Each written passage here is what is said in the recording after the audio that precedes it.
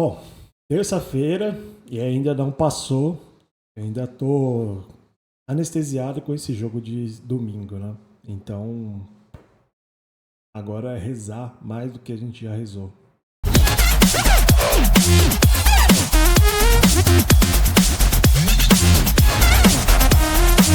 Fala pessoal, sei Ramon dos Chiefs. E aí, Daniel? Beleza? Não, né? É isso, cara.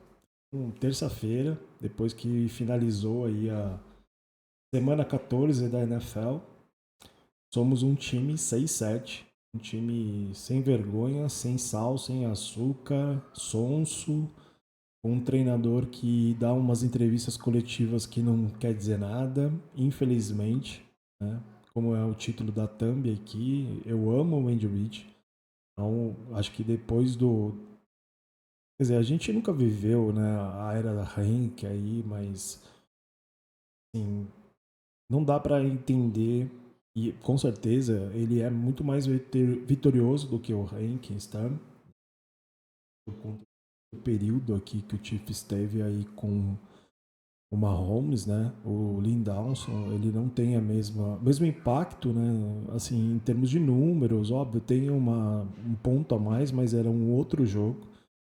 Mas infelizmente é um fim de ciclo aqui, né? Eu acho que não é um fim de dinastia, porque eu nunca acreditei nessa palavra dinastia, mas é um fim de ciclo óbvio aqui, né? Mas a gente vai falar disso. Calma aí que tem bastante coisa aqui, né?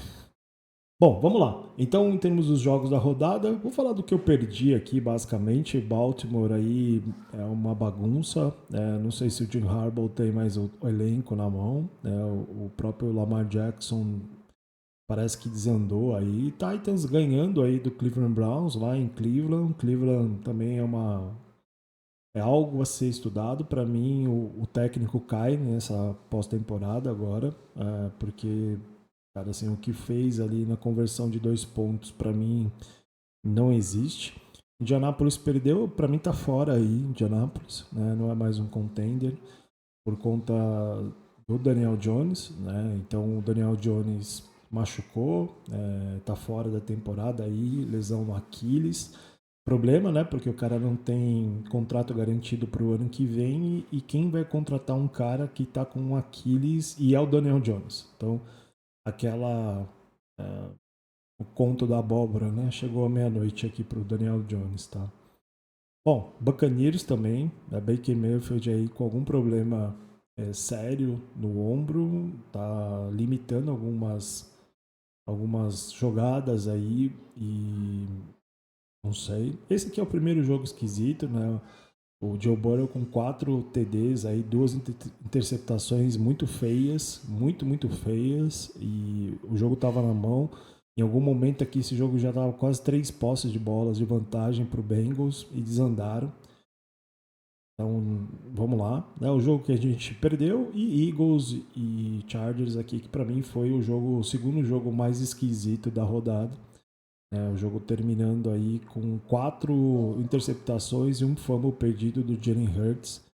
Então, se não mudar alguma coisa lá em Filadélfia é porque os caras estão de sacanagem, né? Então, obviamente, todo mundo está vendo que o Chiefs precisa de algumas combinações de resultados e aí, obviamente, eu não acredito que esses resultados vão ser a nosso favor, tá? Então, por isso que eu não acredito mais na classificação, né? Eu acho que a gente tinha poder de classificação essa semana porque os nossos adversários diretos aqui basicamente ganharam, né? O Jacksonville assumiu a posição aí como líder, então o Colts perdeu, né? E vai perder agora daqui para frente, mas cara, Buffalo ganhou, Chargers ganhou, né? Houston ganhou, então não tem por que a gente acreditar, né? Todos os caras que estão aí nas vagas de wildcard a gente perdeu, né? Então não tem por que acreditar, né, numa reviravolta fora do contexto aqui, tá? Então acho que é isso, né? Acho que a gente aprendeu bastante aqui com esses jogos da semana, né? Não dá para depender de outros times, não dá para depender da arbitragem. Vou falar da arbitragem um pouquinho ali quando eu falar do Andy Reid, mas basicamente é isso, tá? Então, nossa classificação aqui, próximo jogo é contra o Chargers, né? Domingo, 14 horas. Um horário que eu gosto, vocês sabem bem, é um bom horário. Mas é isso, domingo, 14 horas. Broncos 11-2, ganhou do Raiders, né? Chargers 9-4, a gente 6-7 e o Raiders 2-11. Então, é basicamente correr pro abraço, né? Então, sei, vamos pensar direito aqui. Mas, obviamente, a gente aí com 4 jogos, né, para terminar a temporada, o Chargers já com 4 derrotas, né? Então ele teria que perder aí nos últimos 4, os 4, né? Ou 3 aí para empatar, mas é dependendo do que acontecer nesse jogo de domingo, porque é um confronto direto, né? Então eles ficariam 9-5, a gente 7-7. E aí faltando 3 jogos, né, pra gente tentar 2 e torcer aí pra EFC, eu acho que muito difícil, tá? Mas é isso, né? Então vamos pro meu menu então. E aí acho que basicamente não mudou nada da derrota passada, contra o Cowboys. Eu vou até medir um pouco as palavras aqui, porque eu acho que eu já fui bem duro, né, com algumas situações aqui. Principalmente em termos do Andy Reid e do Brad Pitt. Mas para mim, assim, nesse jogo ficou muito claro que alguma coisa precisa ser feita. Ou o Andy, ou os coordenadores, ou basicamente tudo precisa mudar, tá? E aí, quando eu falo mudar, não necessariamente o Andy precisa se aposentar, ser demitido ou qualquer coisa do gênero. Mas eu acho que principalmente a gente precisa de um coordenador ofensivo que tenha papel atuante nessa comissão técnica. Tá? A gente sabe que o Matt Nagy é peixe aí do Andy Reid. Né? Basicamente, todo mundo que está na comissão do Andy Reid é peixe do Andy Reid. E provavelmente não tem um cara que levanta a mão e fala assim: peraí, irmão, você tá mandando uma 4ª-1 aqui, na linha de 30, você quer fazer um passe sem um backfield, sem ninguém no backfield, sem um running back, sem nada, sem alguém ficar preocupado que vai ter uma corrida, sem um fullback, sem um motion, sem nada. Cara, simples. Ah, beleza, dropou. Tá bom, cara. Mas peraí. Você não colocou o seu time na melhor posição. E você tinha dito nas entrevistas coletivas que você era culpado porque você precisava colocar o teu time em posições melhores. E você não fez. Você colocou o teu quarterback para lançar uma bola para ganhar uma jarda na linha de 30 da sua defesa. Não é colocar na melhor situação. A melhor situação ali é uma corrida com um carinhante que tem sido automático durante o ano todo para ganhar uma jarda. Se você quer fazer um passe, como você já fez em quartas descidas, principalmente em área de field goal ou de goal line, ok. Agora, se você quer fazer um esquema para poder fazer esse lançamento de bola, se preocupe ou preocupe a defesa mostrando alguma coisa fake. E simplesmente você chamou a defesa, a linha ofensiva, para proteger contra o passe. A defesa leu e conseguiu chegar no Rashid Rice. Como você vai completar uma 4ª-1 ali? O jogo empatado. Você podendo marchar o campo para colocar vantagem. E depois, na entrevista coletiva de ontem, de segunda-feira, o Andy Reid disse: eu faria a mesma coisa. Ou seja, se ele chamou a jogada e ninguém questionou a jogada, e ele diz novamente, depois de ver o tape, depois de ver de tudo que deu, e ele simplesmente fala que ele iria manter a mesma chamada, então temos um problema. Ontem, quando eu li isso, eu larguei de mão, porque aí sim a gente tem um problema. Cara, pra mim, você admitir o teu erro, ok. Você persistir no seu erro, aí é burrice. E eu não acho que o Andy Reid é um técnico burro. Eu acho que hoje ele é um técnico ultrapassado. Ah, mas ele é uma mente brilhante. Ele pode ser uma mente brilhante. Ele pode ser um assistente do técnico. Ele pode ser um cara que chama a jogada e ele desenha. Beleza, não tem problema nenhum.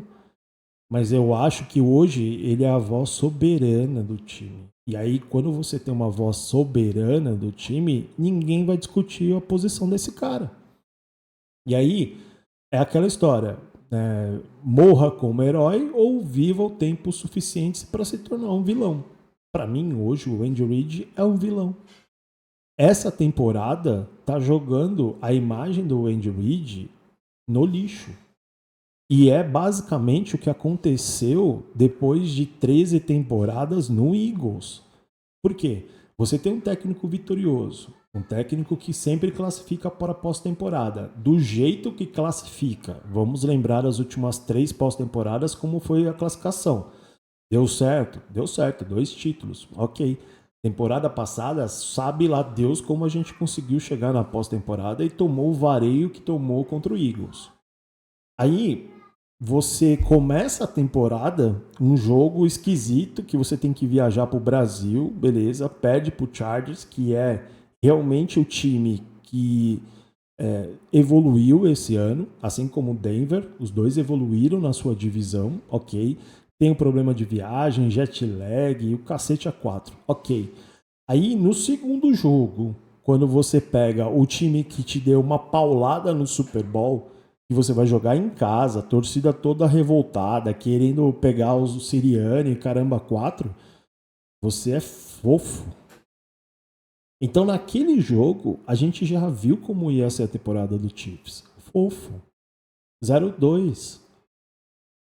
E isso passa pelo Andy Reid. Isso passa pela mentalidade do Andy Reid. Ontem ele falou na entrevista coletiva: eu não concordei com algumas marcações da arbitragem, mas ok. Ok, o cacete, Andy.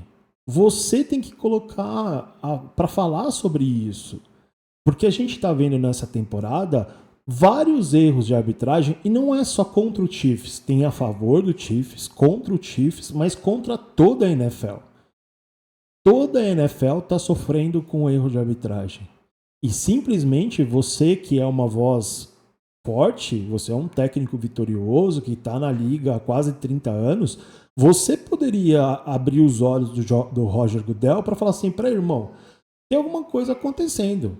O Cowboys está tomando só faltas a favor.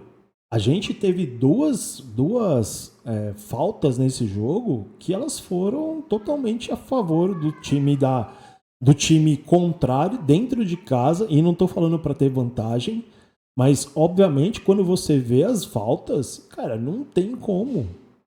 Não tem como você ficar quieto vendo um offside, o cara fazer um offside e a arbitragem não jogar a flanela. Né?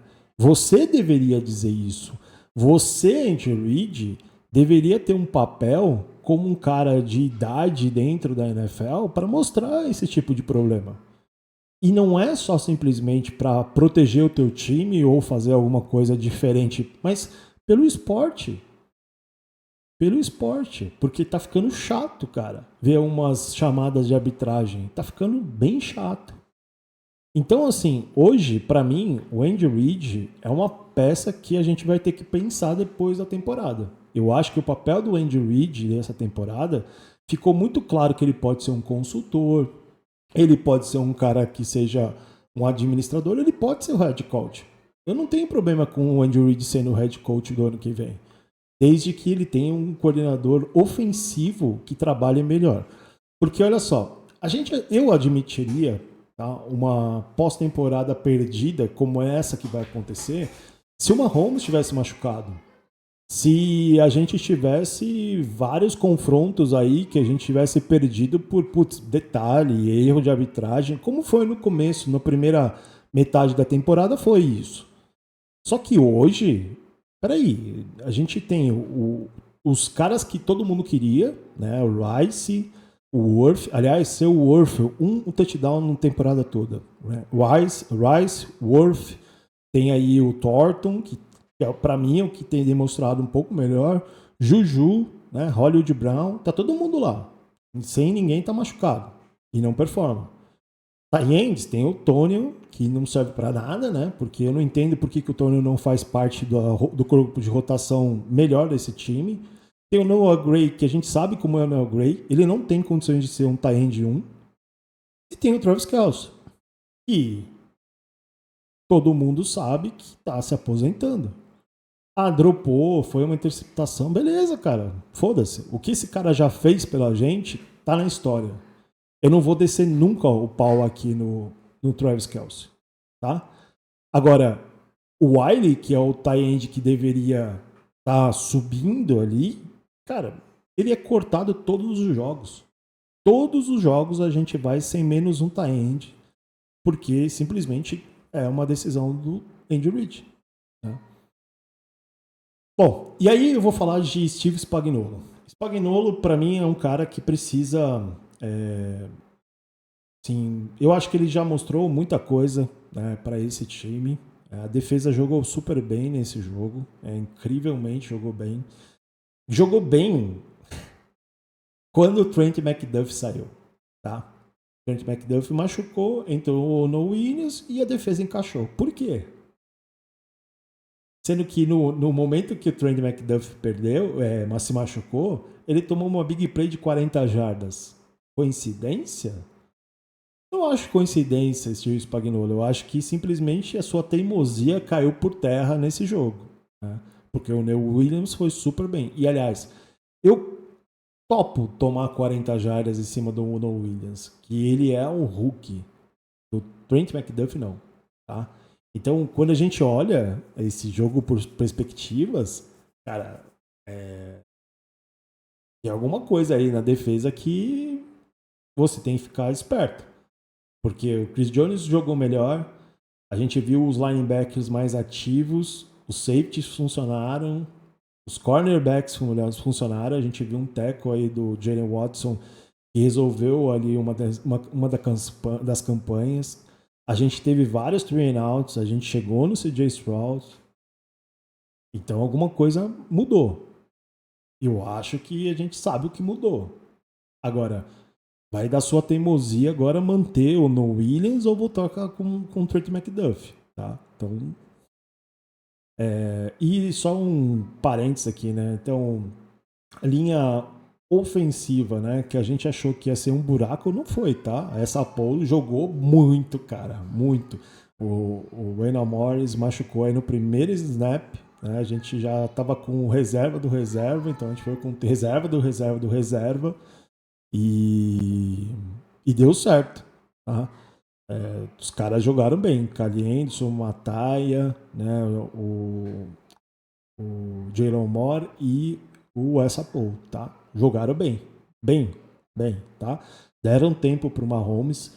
O Wessapol enfrentou o Daniel Hunter, basicamente todo o confronto ele ganhou, tá? Teve uma pressão só que ele cedeu, mas cara, para um cara undrafted, jogou muito bem, cara, muito, muito bem. E essa derrota não tá na conta da linha ofensiva, não, tá? Não tá. Teve vários drops. A gente teve mais drops do que quando a gente jogava com Kadarius Stone e Sky Moore, para você ter uma ideia. Né? Então, a gente tem aí que repensar um pouco mais esse corpo de wide receivers, tá? Para mim, o Jalen Royals não entra no jogo, é o mesmo caso do Wiley, cortado todo o pré-jogo aí pelo Andy Reid. Então, corpo de wide receivers que todo mundo falava, putz, quando esses caras jogarem junto, não estão jogando junto e não estão resolvendo. Por quê? Tem algum tipo de problema aí, né? Uma interceptação em cima do Juju, que é uma bola que chega um pouco mais rápida do que ele está esperando, uma interceptação em cima aí do Kelsey, né? E uma que o Mahomes soltou a mão simplesmente para ninguém, né? Que é exatamente o que eu falo, assim, o Mahomes tem isso. Né? Ele tem essa síndrome de super-herói de algum momento se conter e falar, agora vai. Foda-se. Punch. Tá?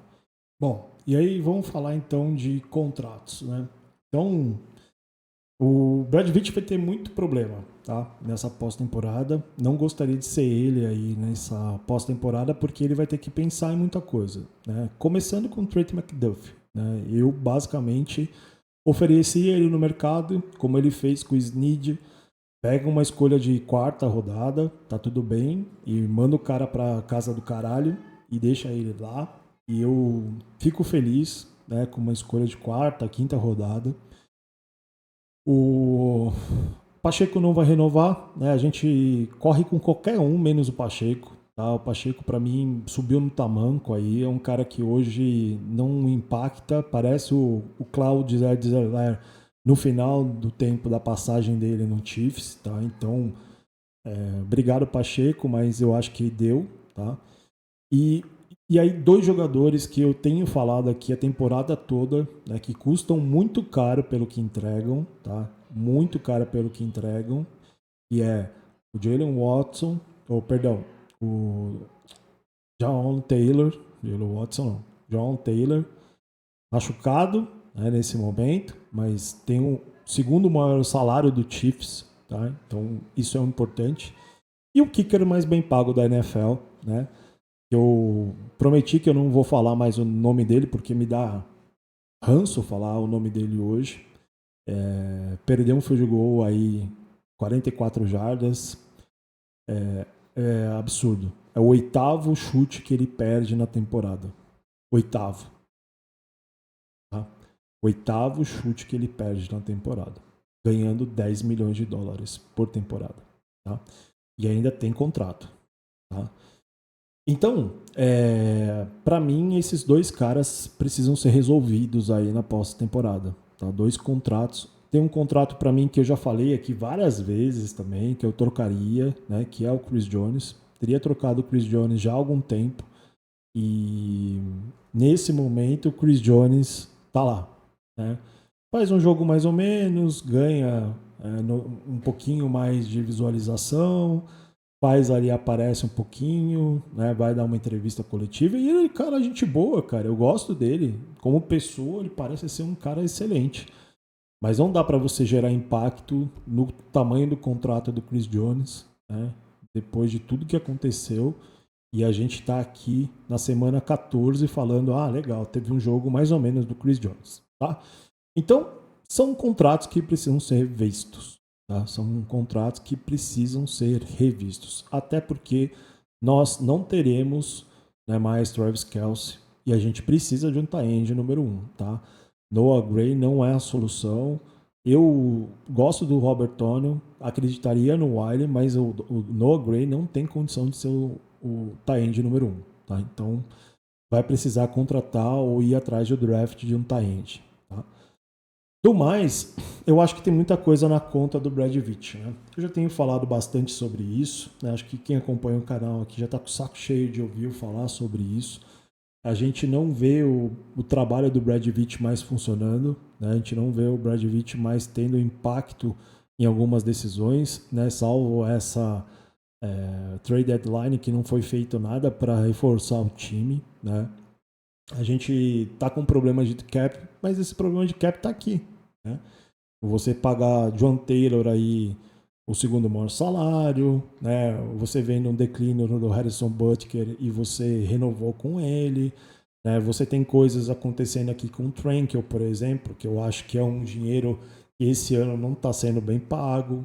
Você tem algumas posições muito carentes que tem jogadores recebendo muito pouco. Você tem daqui a pouco um contrato do Rashid Rice que provavelmente ele vai querer uma extensão e você não tem, né, basicamente um ano do Rashid Rice ele foi suspenso e o outro ele está machucado. Né? Então assim, você não tem 2 temporadas completas do cara para saber se esse cara vale ou não vale. Assim como o Xavier Worth, tá? O Worth para mim hoje ele, é o Tyreek Hill, corre pra cacete. Beleza, cara, não corre, não entrega, não cresceu fisicamente de um ano pro outro. Se você vê o Tyreek Hill é uma máquina. Cara, o cara é definido, o cara tem massa muscular. O Worth, nada. Continua sendo o filé de borboleta que ele foi no primeiro dia que ele chegou lá e continua sendo igual, tá? E basicamente a gente não tem nada evolutivo. Então, assim, o trabalho do Greg Roseman, por exemplo, lá no Eagles é diferente. O cara tá tentando, ele trouxe peças, né? O Julian Phillips, lá que veio de Miami, tem impacto no cara lá hoje. Imagina hoje se a gente tivesse de um lado o próprio Karlaftis, que para mim é um cara 0-0, não impacta também nem nada, nem positivamente nem negativamente. Né? Você tem o Mike Dunn que esse ano que caiu muito de produção também o Mike Dunn. Imagina se no lugar do Dano você tivesse o Jalen Phillips. Teria pelo menos um impacto diferente. Tentaria alguma coisa diferente, mas é omisso. Hoje nós temos aqui o Brad Veach sendo omisso. E aí por quê? Porque o Brad Veach também está no bolso do Andy Reid. Né? Tem todo o time do Chiefs tem alguém aqui no bolso, né, do Andy Reid. Então não dá para a gente pensar que vai ser diferente. Né? Não adianta a gente achar que isso aqui vai ser diferente. Não vai ser. Enquanto a gente tiver essa estrutura aqui, e aí o Sr. Clark Hunt tem que pensar agora, tá? Porque uma franquia que estava há 50 anos sem ganhar nada, começa a ganhar e agora tem os problemas de quem que ganha para permanecer. Como todo mundo fala, né? O problema não é você chegar no topo, é você permanecer no topo, tá? E nesse momento nós estamos bem longe de permanecer no topo, tá? Ó, o Cachaça aqui aparecendo. Então, Cachaça Kelsey aparecendo aqui. Beleza? Então, é isso. Acho que de menu era isso.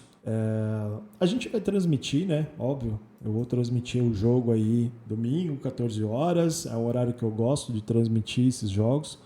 Acho que a gente vai ver o ano que vem bastante o Chiefs jogando às 14 horas aí, pelo jeito. E vamos torcer, né? Assim, ok, vamos falar o que tiver que falar, né? Vamos tentar ver o que tiver que fazer aqui a mais, torcendo para que esses caras tenham vergonha na cara, né? Para que esses caras tenham hombridade, né? Acima de tudo, e terminem essa temporada dignamente, né? Pelo menos ganhando os jogos aí contra nossos adversários de divisão, né? Chargers, Broncos e Raiders. E tem 2 bônus rounds aí, né, cara? Tem mais um bônus round que é o Titans do meio do caminho, né? Então, vamos ver se esses caras têm vergonha, pelo menos, né? Porque parece que não tem, né? É um time sem vergonha, sem vontade, sem nada. Então, não vamos esperar muita coisa da onde não vem, porque é aí daí que não vem mesmo. Beleza? Quinta-feira tem vídeo para falar aí de Jury Report e a gente projetar a próxima semana aí, mas por enquanto é isso. Como eu falo sempre, say how about those Chiefs? Tchau.